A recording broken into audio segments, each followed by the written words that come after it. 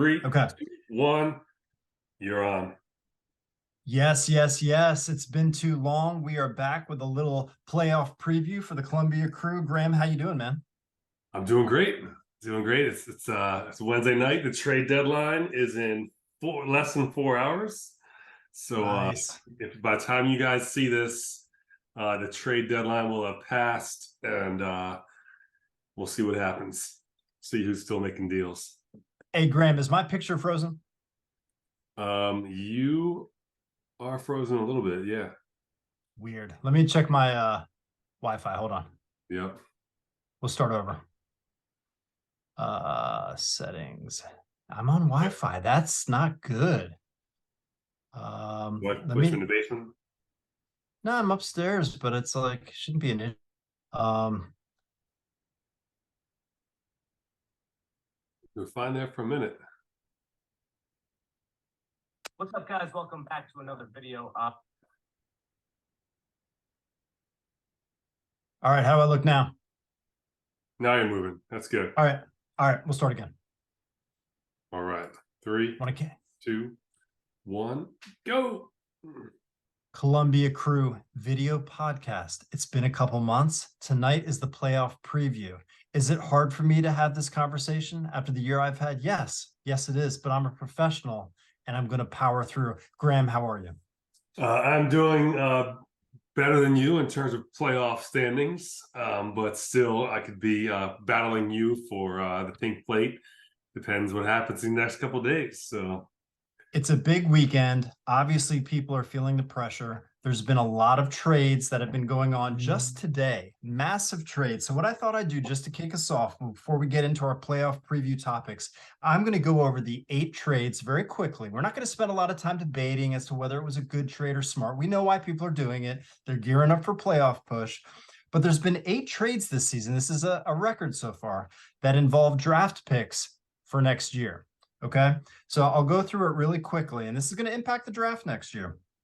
And I'll go from the most recent to the oldest. Okay, so most recently, we've got Lenny sending Stefon Diggs to Ski. Ski's making a strong push.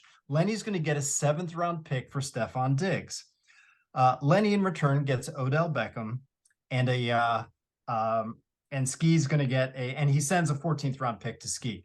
So it's interesting because Lenny's in playoff contention. And so this is an interesting move by Lenny. He's selling off his players a little bit. He's going to get a 7th round pick and not try to go to the playoffs this year. We're not going to debate it.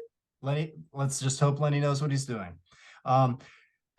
Before that, just today, Eric Graham sent Mahomes to you, Graham. Second year in a row, I got Mahomes at the trade deadline. And as in return for Mahomes, you were sending Eric a 6th round pick next year, and Eric gets Jacoby Myers, he gets Pickens, and he's going to send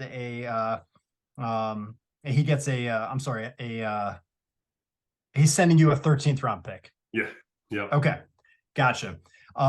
Eric Graham, hyper involved, also got rid of Pollard. Sends Pollard to Ski, and he's going to get a 6th round pick also for Pollard. So he's going to probably have 3 6th round picks next year in the draft. In return for Pollard, Eric Graham's going to get a Madison with the Vikings, and he sends a 10th round pick.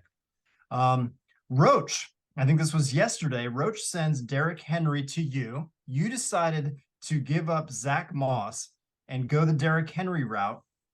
And Roach is going to get an 11th round pick for giving up Derrick Henry. Could he have bargained a little bit harder, maybe gotten a higher pick out of you? I think he probably could have, but we're not going to debate it. And Roach, he gets Zach Moss, the Colts. I think that's pretty equitable. And he sends you a 15th round pick. And he gets some defensive players, right? Yeah, as we said, a guy out of moves. You know, if he doesn't have these players, he's pink plating all day. He's got to have people on his team. So, it did benefit him. I thought it was equitable. I wasn't going to get involved. I didn't think there was anything crazy about it. Could Roach have maybe gotten a higher pick? Yeah, but the funny thing is he's already gotten 20 extra moves this year, and he's already burned through them. So he's burned through 90 moves before the end of the season. We'll leave that for another discussion. earlier, I sent Taylor to you, and you got in a I sent Jonathan Taylor to Graham, and I got a 4th-round pick from you for next year for Jonathan Taylor, which at the time I sent it, I thought, man, this guy's blowing up. He's had like a great month. He's a workhorse. Did I get enough? Did I get it? I should have asked for a 3rd. What's wrong with me? I think I got swindled. You sent me Keaton Mitchell, who's a rookie, probably a keeper. And I sent you a 9th-round pick in return. Neither one of us knew, and this is the truth, that probably 12 hours later, a news report was going to come out that Jonathan Taylor was injured. At first, they didn't know how long he'd be out, how serious it was. It turns out it was like 3 weeks, right? That was my fault. My medical team did not do their due diligence. So I take responsibility for my medical team not checking that out. So that's on me. Hey, Graham, when you picked up Zach Moss, did you think, well, really it's equivalent? I'll ride with Zach Moss. It's probably fine until Taylor gets back. Is that why you were kind of ready to live with it? Yeah, it was one of the things that, I was like, look, Zach Moss is going to be he's going to get the carries. They're playing guard Minshew at quarterback. So I felt like I've got, I can at least kind of get all the carries out of that. So, but even if he's hurt, like, look, if I make it far, I feel like he's gonna have a good game or two for me that could win it. Yeah. And in that case, it's a great trade. But you might be starting him in the championship. We don't know. Yeah. Yeah. Okay. All right. That's fair. And then earlier this season, I forgot about this actually. Eric Graham sent Travis Kelce to Eric Miller, and he got a 2nd-round pick for Travis Kelce. Miller gave him a 2nd. And in return, Eric got Logan Thomas, and he gave a 5th-round pick back. And so this is earlier this season, some higher picks here. And then also Miller was involved earlier this season. Roach sent AJ Brown to Miller. I'd forgotten about this too. And Roach got a 1st-round pick for AJ Brown, which quite frankly, I think AJ Brown's worthy of a 1st-round pick. Especially, go ahead, Graham, go. Well, especially, and this is the point about when we talk about, oh my goodness, Derrick Henry for 11th pick, AJ Brown 1st pick. Well, AJ Brown won Miller weeks upon weeks of games, right? I need Henry to win the A game, right? So am I willing to gamble an entire season and trade a 2nd-round pick for 1 week of hopefully I win? And this is the point of trade value. Like, hey, week 1, week 2, week 3, I'll give a top pick because I'm gonna put myself in position, whoever you're getting, you're in a position to win multiple games with that player. But it's different.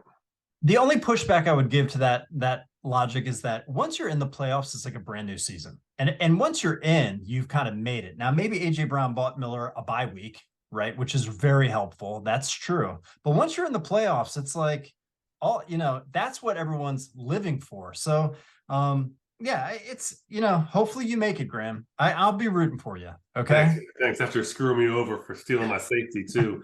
I mean, I had Kyle Hamilton the whole year. I released him like in the middle of a bunch of different things happening, so no one could really see what was going on. I was bored and sad, and it was Wednesday or Tuesday morning, and I was like, let me at least pick up some defensive players and just try to get one last win. And I was like, what is he doing on the waiver wire? So I made it. I had a bye week nightmare. I had 6 guys on buys, and I had to win that game. It was a game I had to win to keep going. So it was like, well, I got to keep Kyle Hamilton and then lose this game to you by by the points he would have won me. So whatever, it is what it is. All right, and the last one I'll say is I sent Sarge gave me Jerome Ford earlier this season. And when he did that, Jerome Ford had blown up. He came in for an injury. He looked amazing. Everyone was like, this dude's a league winner. And so I sent Sarge a 4th-round pick for Jerome Ford. And Sarge got Jordan Addison, who hadn't done much yet, and gave me back a 5th-round pick. So I felt like a 4th and a 5th swap wasn't that crazy. Sure. And you have a keeper potential for next year. So I think that's part of this deal. Even the deal I made for Mahomes, I think Pickett is a potential keeper for next year. So it's like, okay, you give up Mahomes, is you know, like, do you get the right draft pick? I don't know, but it's the whole package you look at, right? I think Yeah. that's the thing, is you can't look at just one aspect of these trades. It's the whole thing, right? You know, Yeah, and you it's a got Mitchell, Keaton Mitchell, who could be the number one running back in Baltimore next year, and a team that is always top 5 in running. So, I mean, you look at these things, and it's how does the whole thing work out? So we'll see. yeah. So, We never know who's going to hit. Like some of these, we'll talk about this later, but you know, some of these players that we never expected. Every year it happens. Someone blows up that was not on anyone's radar, and we'll talk about that stuff later. But yeah, I mean, it's an interesting 8 picks affecting the draft next year. Miller gave up. He's not going to have a first and second rounder next year. But all in all, I thought the trades were fairly equitable. I don't think anyone really got fleeced. yeah, no, for sure. I think so. Okay. I'll tell you, I think that this, and the thing about this, like the 2 guys with the pink plate, right? We had a double pink plate this year. We had Ski, we had Miller, and both guys made moves. That pink plate is a lot of pressure when you're riding around with that pink plate. And next year we could be looking at a Eric Miller affied pink plate extravaganza. So we'll That's see right. what he does. You know, That's right. he's got talent to burn on those things. So we'll see what he does. Yeah, I mean, the only thing that kind of is questionable about this is like our league is kind of turning into a dynasty league in a way where we're starting to think a year or 2 down the road with some of these trades, quite frankly, which I think is good in some ways, but also I'm wondering if we're risking guys going from first, second, third to 10th, 9th, and 8th, and then back up to first, second, and third, and then back to 10th, 9th, and 8th. So I'm wondering if we're kind of diluting the competitiveness where we have 10 guys really competing for the championship each year.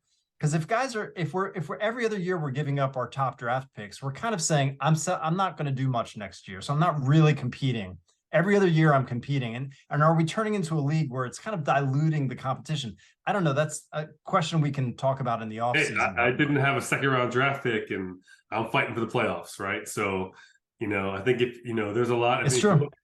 Look at who was drafted, and you look at, you know, we'll talk about redrafting.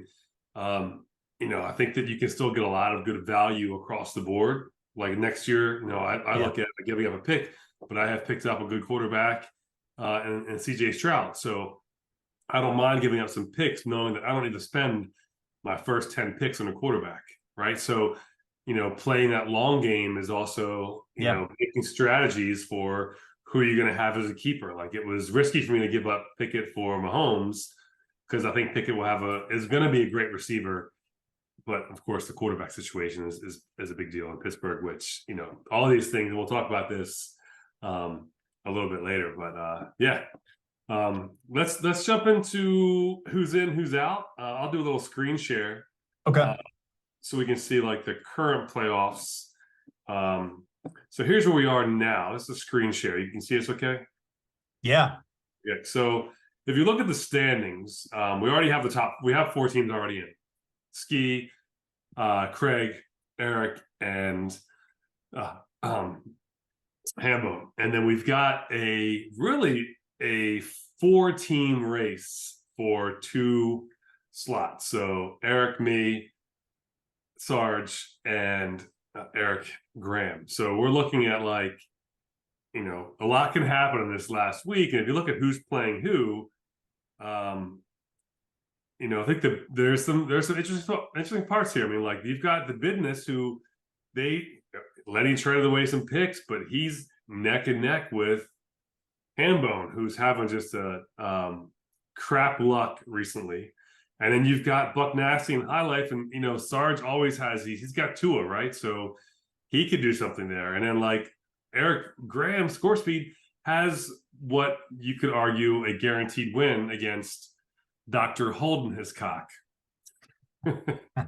Which will probably get us banned from any YouTube under 18 viewers. But yeah, so I mean, we have an interesting part. A lot of games matter here. I mean, we have a first versus last game that is the poop fecta of the week. Sorry about that, Jesse. No, it's okay. It's okay. But you know, there's a lot going on here, right? So I mean, I did some of these things. I'm jockeying this and kind of looking at handicapping this. But like if the way it plays out, so if Craig beats me, if Ham and Cheese beats the business, if Score Speed beats Dr. Holders Dog, High Life wins, we have a 3-way tie at 7-7 that comes down to points. Right. And crazy enough, the business has the most points out of that. So then it comes down to I essentially have a 39-point lead over Eric Graham that would put me into 6th place. Right. So that's how close this is. And look, Buck Nasty could go on this too.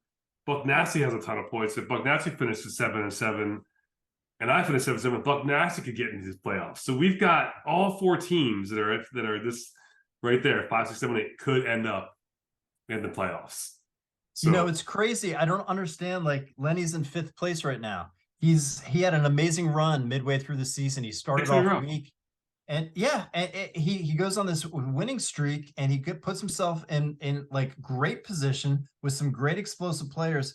And he decides, he sees all the trades happening. He's like, well, I guess I'm not going to win it. I'm going to start getting rid of, like, you know, I'm trading Diggs. And it's sort of like, I know Diggs hasn't been everything that you thought he was going to be maybe this year, but I think he's got explosivity. He's got a chance, man. well, and he has, I think, you know, he's got Dak and he's got CeeDee Lamb. Yeah. Right? So he has players that will go off. That's a 12-point play every touchdown CeeDee gets, right? So there's and we'll talk about the players who can win the playoffs for you. I think Dak and CeeDee are players who can do that. Yep.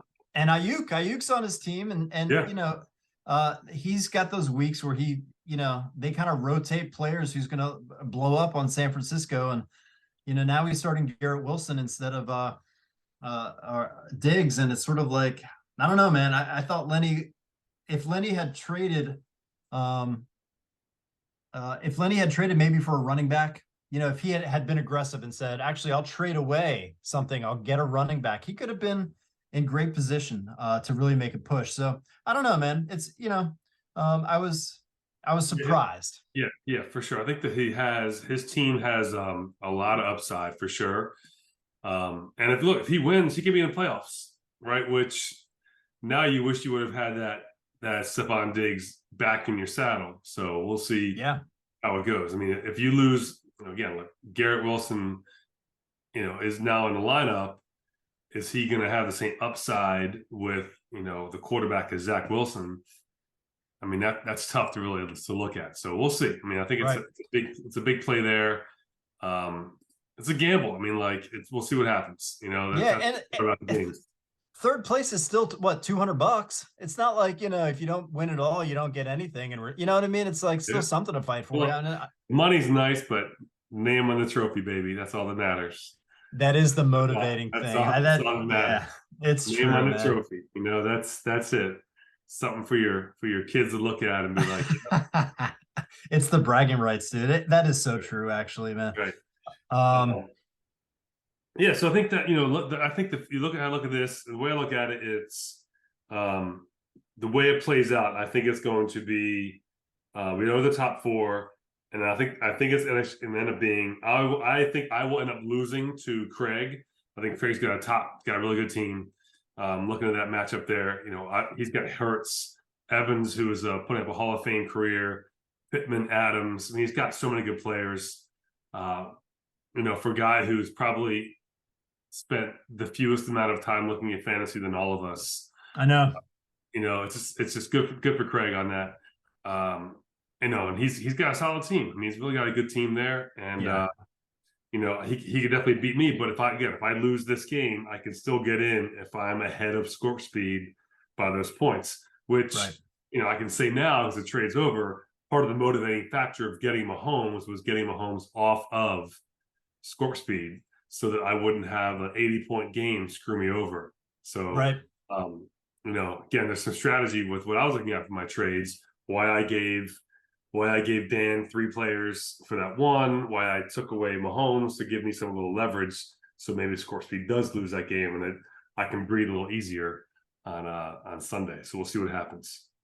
Yeah, it's interesting because think about Eric Graham right now. Like, he's still in contention for a playoff spot, and he could have had Mahomes, Travis Kelce, and Pollard on his team, but he's given them up. And it's sort of like, make a push, man.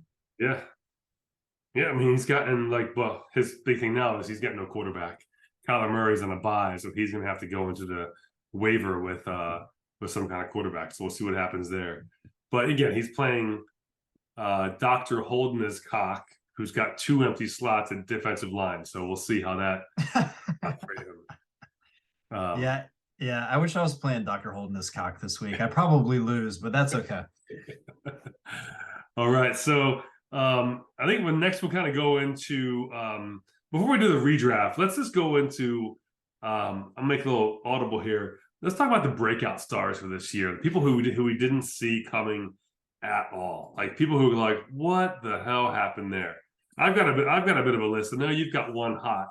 I'm going to start with one I think it's pretty fun, and it's one of these guys who we all have to know how this works out. You get a rookie running back on a top offense, and you say, you know what? I bet you this guy gets a few carries, and that's Achane, who not only is he have the coolest name in the NFL. I mean, that's just that Achane moving the chains. I mean, it's just such a cool name. I think he's been a great breakout star. He was injured a little bit, but that guy is just fun to watch. He's one that and he wasn't even a draft pick. I think he was drafted, maybe dropped and picked up again. But yeah, I remember hearing about him over the summer, and it's so hard because he was explosive in college. The knock on him was he's pretty undersized. He's not a big dude. We knew he ran like a 4.29, 4.31 40 or something ridiculous like that. But he's going to Miami, great offense. But you're thinking he's a rookie. He's behind 2 guys that are starting, that are familiar with the system. How much is he really going to get? But man, when he's healthy and he's on the field, he is unstoppable, dude. Unstoppable. And he's the kind of guy where, like, even if he doesn't carry the main load and he's just playing 50% of the snaps and they put him in on some third downs, he's a league winner. That's how he's like the Tyreek Hill of running backs, and in terms of just taking it to the house on any given carry. So yeah, I mean, you can't predict that stuff, But you had one. You wanted to talk about one. You had one. When we talked about this topic, I mean, the first guy that jumped out to me was Puka Nacua. I mean, it's like this guy's a 7th round draft pick, and I'm thinking I'm a genius in the draft. I'm picking up all these 1st round receivers, thinking it's going to be another Olave Garrett Wilson year, and I'm picking up Smith and Jigba. I'm drafting Addison. I'm drafting the guy in Baltimore, my boy in Baltimore, all these, the rookie hotness. And I would never, ever have considered someone like Puka Nacua. No one would have. And yet, like, by week 2, I think it was, he's going off. And then you think, well, maybe it's just a 1 week, like, little breakout shocker. But he's stacking it. And when you look at the rookie receiver stats, he's been a little bit injured this year too, but he's by far the best receiver. And so there's always players like that come out of nowhere, dude, during the draft. And I don't think he was on. I'm sure he wasn't on a card. If someone wanted to draft him, we wouldn't have had a sticker for him. You know what I mean? Yeah, exactly. So it's fascinating, man. Who else you got? He was good. I'll say this in terms of also some guys here that and what guy we knew about, but we weren't sure about. But that's Purdy. And Purdy, we knew like, okay, sure, whatever. He's like he's just in that offense and he's doing this thing and he has all these weapons. But man, that guy no one would have predicted MVP candidate for this guy. And his numbers are just off the charts. And it goes to show you, like, this is guy, Mr. Irrelevant, last pick in the draft. And this guy is just proving himself that he has a talent around him. But again, he has the same talent around him that Garoppolo did, right?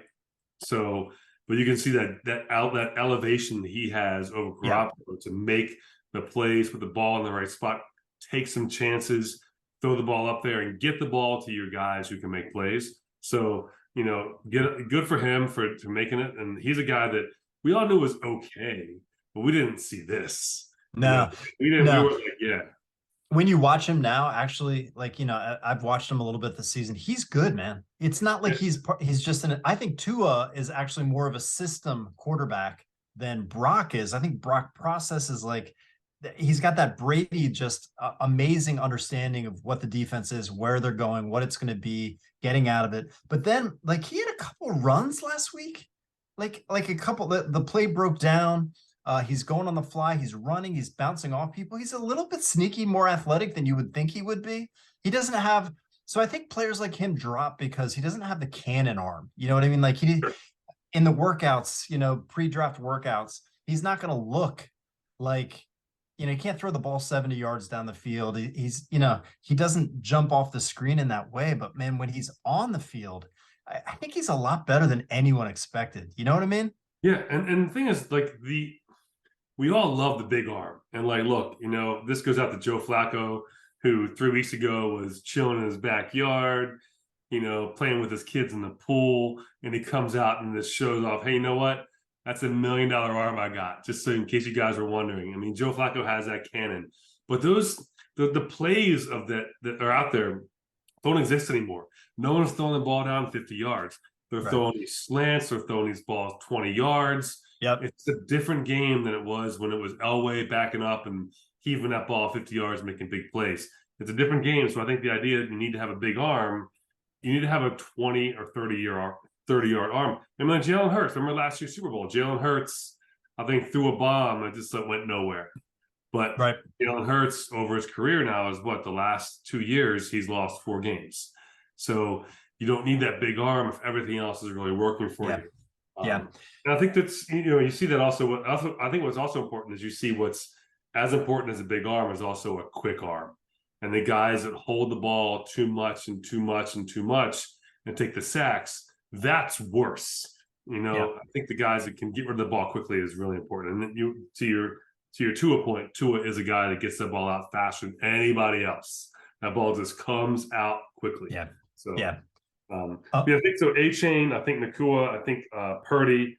Who else did you have on your list of like stars that we didn't see coming? Yeah, I'll throw out 2 guys that aren't new, but I had just kind of figured were done, that weren't done. And I'll give Chris Hammond some love because, he goes with a San Diego receiver, Keenan Allen, who's, second in points at receiver in the league right now. I never would have thought that would happen. He got him in the 3rd round. I thought he was like Hammond was talking trash about that too. He was. I gotta give him up for that because that to me was one of the biggest surprises of the year, just for me in my rankings. Like he was a wide receiver 3 for me at this point in his career. I thought he had slowed down a lot. I thought he was just a possession guy. I didn't think he had the ability to beat the press anymore, but he's completely had a resurgence. And the other guy who's not, lighting the world on fire, but still having a much better receiving year than I thought is Courtland Sutton in Denver. He's had some big games. He's proven to be a solid like wide receiver 2 on fantasy teams. So and that's partly because the new coaching I think has helped everyone there. And let me just throw in one last one so I don't forget about him. Nico Collins in Houston. Yeah. That guys like that, and Tank Dell in Houston. Like when you have a team that's believes in the coaching, believes in themselves, and you have the right quarterback, these receivers can just, we're on a different team, maybe nothing. But Nico Collins and Tank Dell for Houston really showed up. It's a shame Tank got hurt, but great so stuff. The 2 things I think you said there is Courtland Sutton, Tank Dell, Nico Collins. Go to show you like coaching matters. Yeah. Like the Denver team last year was a shit show. And now they have an adult at the helm, and this changes everything, right? And once you have that happening, and Houston, same thing. Houston has a rookie quarterback, a rookie head coach, but they do things. And he came out of San Francisco, right? So he came out of that way of like, here's how you do things the right way. And so you see like the coaching tree just it matters, right? So really important there. You got anyone else? I was racking my brain for this, and I guess the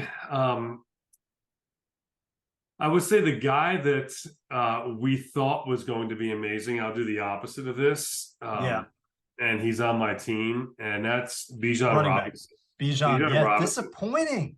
The guy who I thought he was going to have an Adrian Peterson rookie year, 1,500 yards, the cowbell sort of running back, and just disappointment across the board, especially going to a team that ran the ball so well, has a coach that likes to run the ball. Yep. And nothing. And so it's he's the opposite of what I think. You get like, a Nakua who you could have had for a penny, and Bijan Robinson, who again we'll do the redraft soon. Nothing. I mean, the opposite of that. So I'm just going to go the opposite way of what we thought was going to be there. So, let's. I'm going to share my screen here. I think this will segue in that to the draft results. Just a quick recap of maybe these first couple rounds of what we're looking at. And kind of some mistakes that were made and some unluckiness that happened across the board. Yep. I mean, look, Justin Jefferson, just unlucky, which I will tell you, it's the ham and cheese, ham bone, like to lose your number one pick for 10 weeks and still be in the playoffs. I mean, good for you. Obviously Travis Kelce, hey, he's it's a swift a year for Kelce, but I think that we go to the first mistake, and I'm going to just point to you right now. Eckler is amazing, and we were worried about McCaffrey being injured, but what a game changer for you and for High Life if you take McCaffrey over Eckler. Yep. I didn't like McCaffrey because when I actually had him last year, and he was still acclimating to the offense, and he was dealing with some injuries, and at the time San Fran was really not using him. I mean, he was splitting a lot of time in the backfield, and they rotate the ball around so much to different players depending on their matchup. I was not into McCaffrey at the draft. Obviously, in hindsight, I feel like a moron because I was considering either Tyreek. I was strongly considering Tyreek there. But now I wish I had taken McCaffrey because Eckler was hurt for over a month, didn't play at all.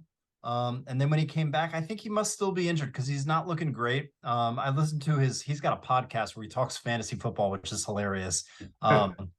And I think just based on listening to him this past week, I do think he's going to come back pretty strong for the playoff push.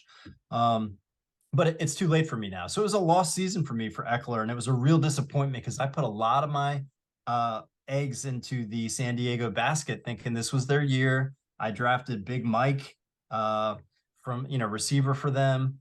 He got hurt in week 1. So and as a result, my quarterback for San Diego I thought he'd be a top 5 guy. He's been a top 10 guy. So it's been rough, man. But that was a big miss for me. Yeah.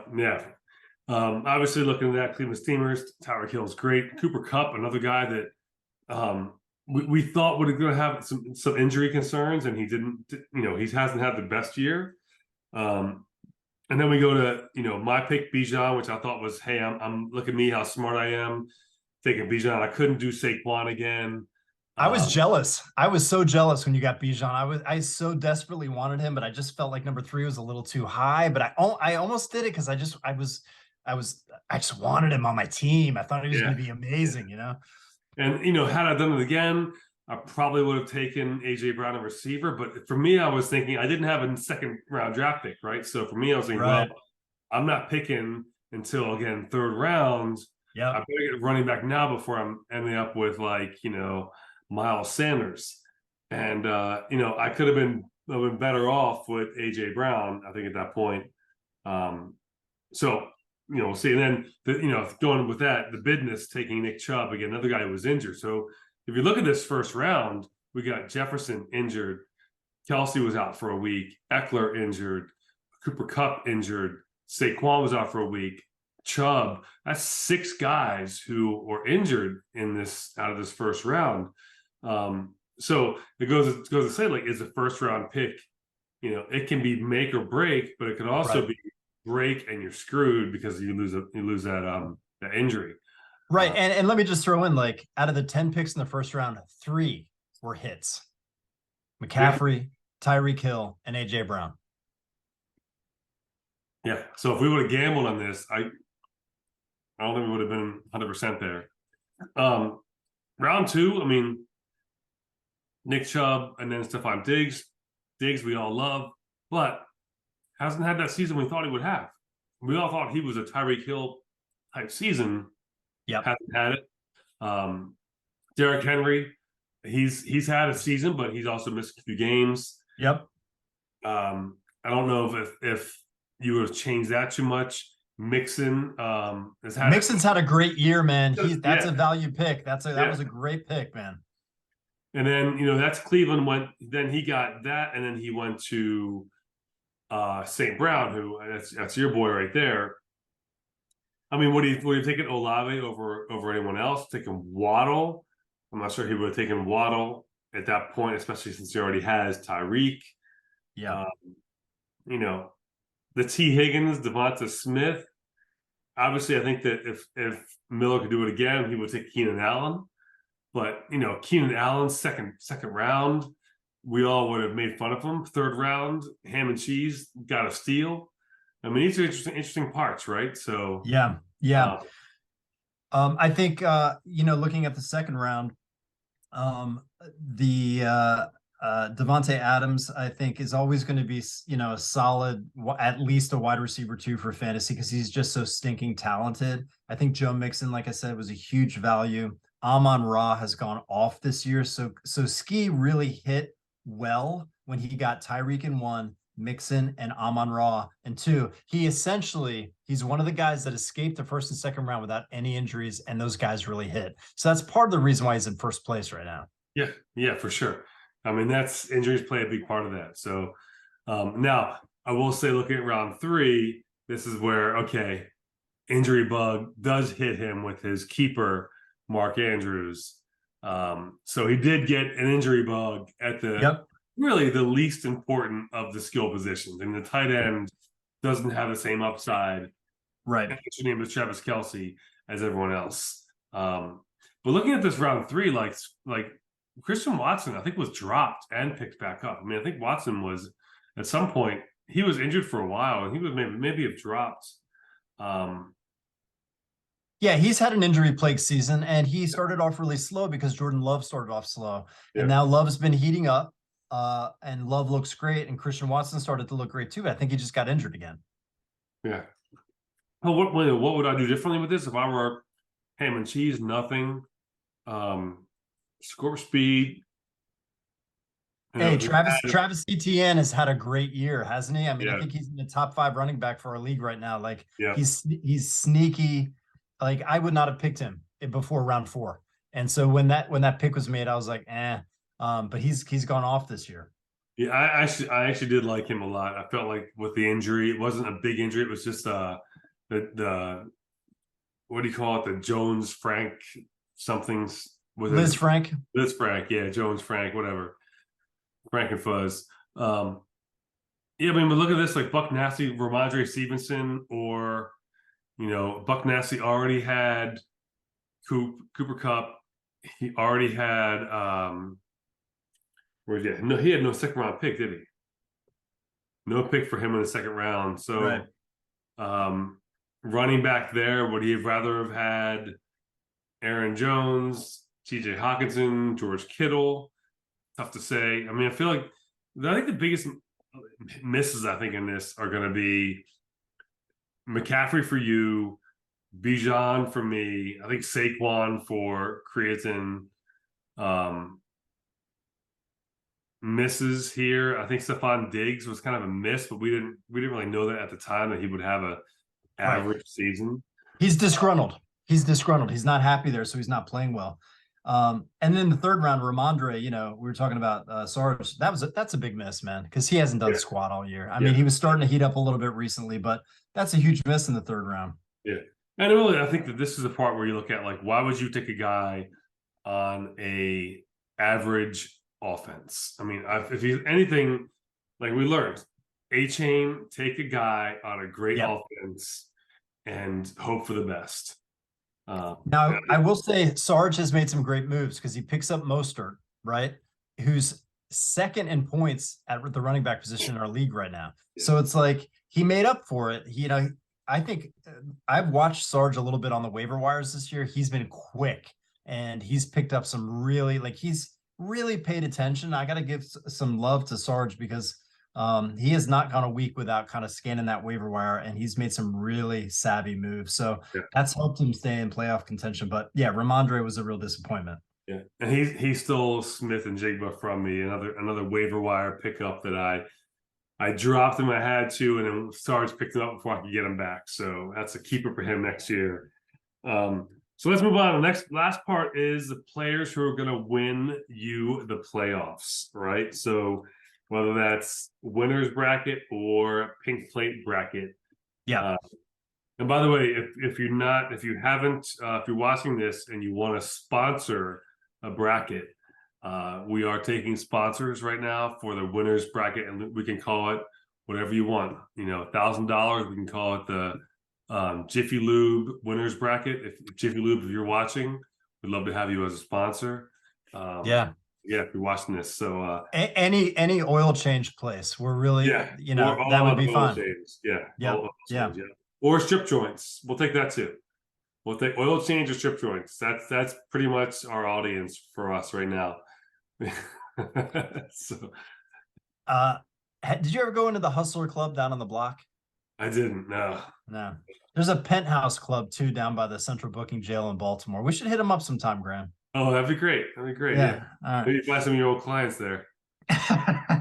We'll meet some of your old girlfriends there, maybe. That's right.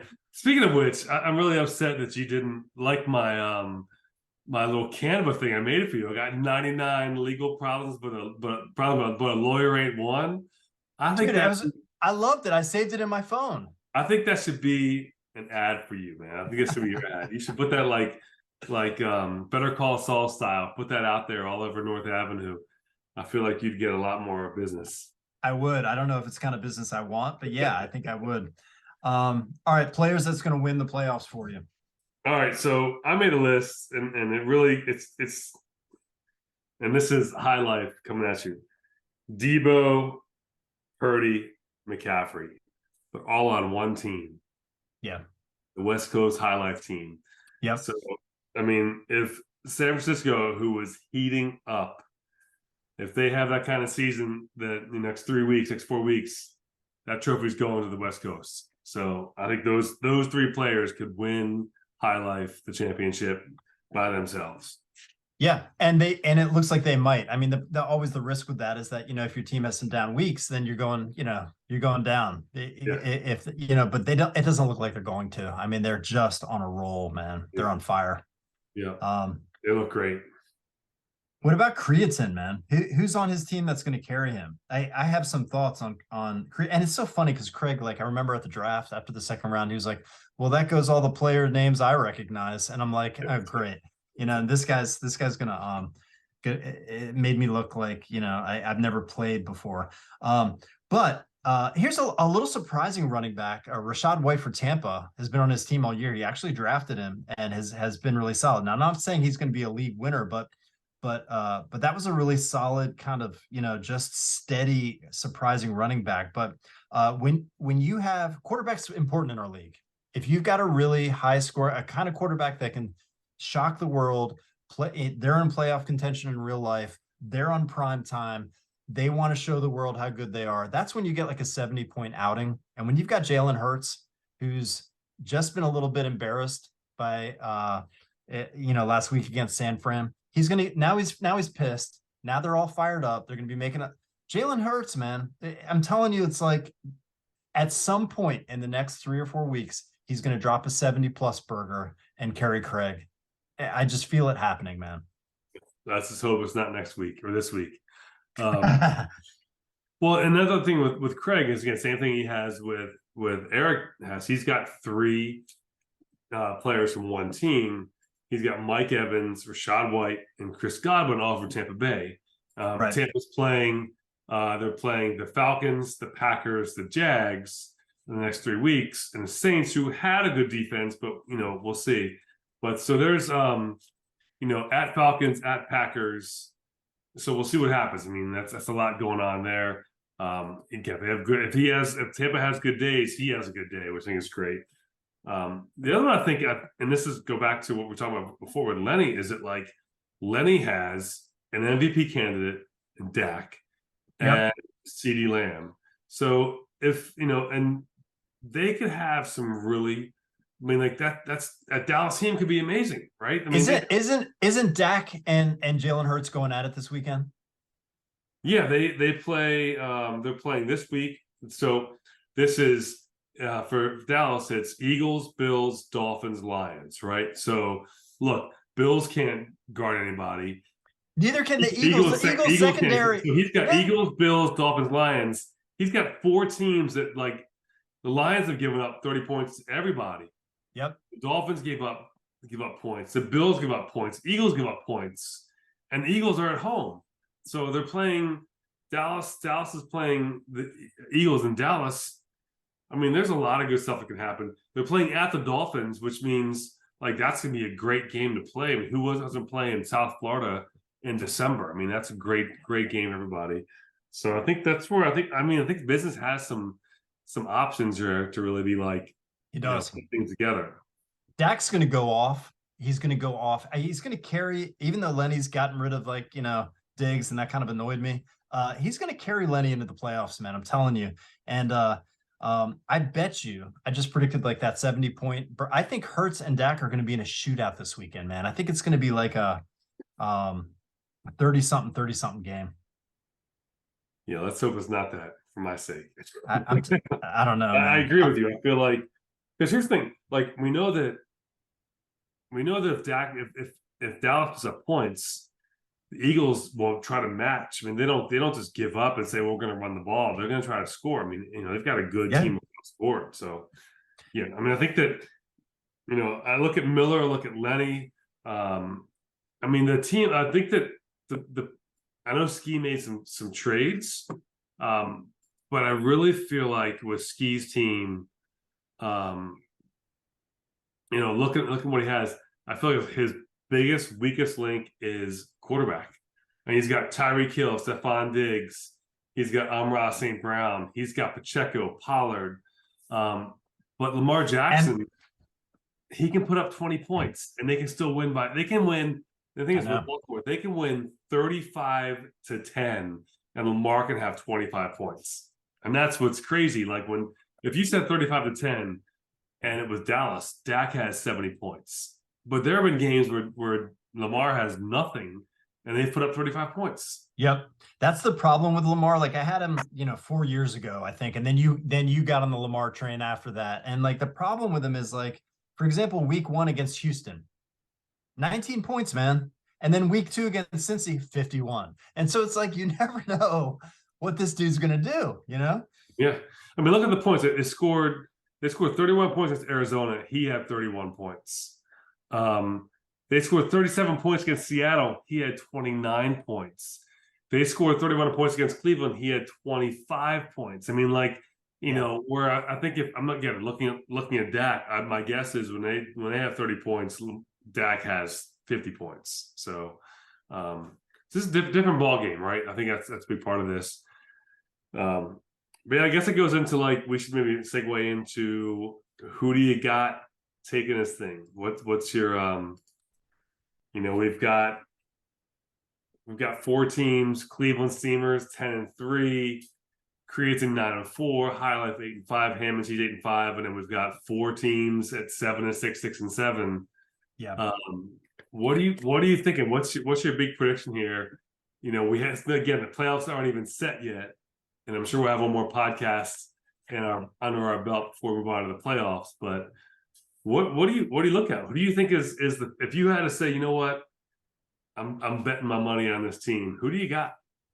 Yeah, it's interesting because as great a team as Miller has and that Ski has, they both have solid offensive players. I worry a little bit about their quarterback situation. So like for Miller, Josh Allen, who you would have thought at the beginning of the season would be lights out. Now, I think it's helpful that Josh Allen plays Mahomes this week. And I think that's another shootout situation because they always try to outduel each other. You know what I mean? So that's good for you because you got Mahomes this week. So while Allen, I think, will score well in a good weather game at KC, they're probably going to come up short, but I think he's going to put up a lot of points for Miller. The problem I have with Miller is when you get into the playoffs, and everyone's pretty good, when Josh Allen gives you 30 and everyone's disgruntled and they lose and no one expected them to lose, that kind of hurts. So both he and Ski have that issue. Although I gotta say,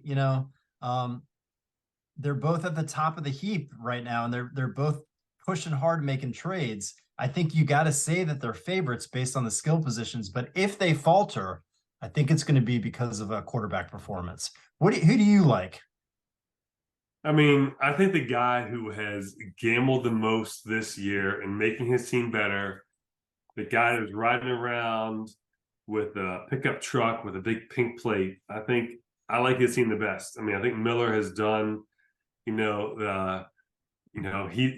showed up with his binder, and he had tabs in that binder, and he had the most preparation. I gotta say, like, his team looks solid. He's made the moves. Now it's gonna cost him next year. I mean, he's not gonna pick until the third round. I like his team the best. He's got O.J. Brown, Olave, Debo. I think Josh Allen, as the playoff push gets better, I think it's for quarterbacks to say, you know what, I'm the one that's going to put this team over. I think Josh Allen actually has big games, because no quarterback wants to go home thinking, you know what, I lost this game because I gave the ball to our running back. I think these quarterbacks look at, you know what, the play's going to me. So I think Josh Allen's going to have a good year, or good end of the year. I like Miller's team. I think that, to me, I think the Cleveland Steamers is kind of a paper tiger. Really? I know he makes some trades, but like Lamar Jackson, I'm not big on. Pacheco, I don't think he's going to get a lot of the ball. I mean, Cole Kmet, not really big on that. I don't see a lot. Even like Joe Mixon, I mean, like, because they have a backup quarterback in Cincinnati, they stacked the line, dare them to throw, one guy to cover, Jamar Chase. I don't see a lot in Cleveland Steamers. And then I think that Ham and Cheese, his bad luck is going to catch up to him. I mean, like, he's got Jordan Love, who's decent, but he's lost his starting quarterback, which also affects Jamar Chase. That doesn't really help. Justin Jefferson coming back after this, but who's throwing to Justin Jefferson? Yeah, that's true. It's funny because I was going to say that Hammond is kind of my dark horse to surprise in the playoffs because Justin Jefferson's returning. But you're right, they have a quarterback issue in Minnesota. But Justin Jefferson's the kind of guy where he might be able to overcome that because he's just that good. They're going to be looking for him a lot. He's got Keenan Allen, Jamar Chase, Devonta Smith, Javonte Williams is another surprise player I didn't see breaking out. He's been great. And he's picked up Trey McBride, who's on bye this week, but is surprising in Arizona. And Jordan Love, over the past month,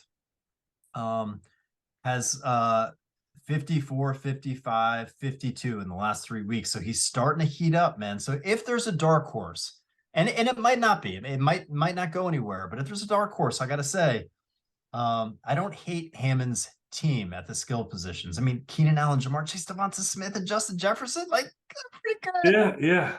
I mean, the thing is, they all have a little handicap with them, though. That's the problem. Yep. I think that's the thing, is that, like, Keenan Allen, it's like, is he going to hold up? We don't know.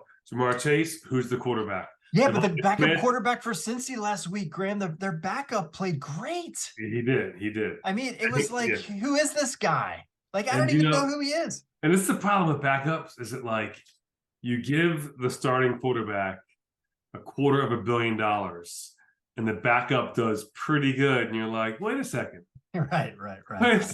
Did I have to give $45 million a year to this guy when the backup, who looks just like Joe Burrow, could do just the same thing? So, yeah.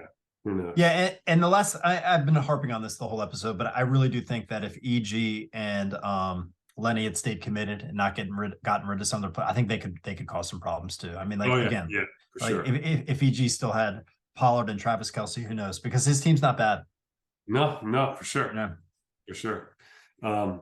Well, yeah, man, it's been a great. I think we got everything covered. We had to get rid of, get covered. So, yeah, I mean, it's. I think it. Well, who's your pick? Who's winning the whole thing? Before we'll do one more podcast for the playoffs, but you got to say today, your champion is.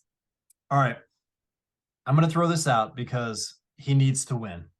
He's struggled at times. He's come close. I think he's on the plate, like in third place here and there. But I'm just going to throw my chips. I'm going to push my chips in for Craig because you know what? I think the football gods are saying, Craig, you're one of the nicest guys in the league. You never harp on like, petty grievances. You go with the flow. You're always in it for some fun. Let's let Craig enjoy holding up the trophy. I want to see a naked picture of Craig in his hot tub. We'll have a little hot tub war. You know what I mean? It's Craig's turn to show us a full moon. That's how that is.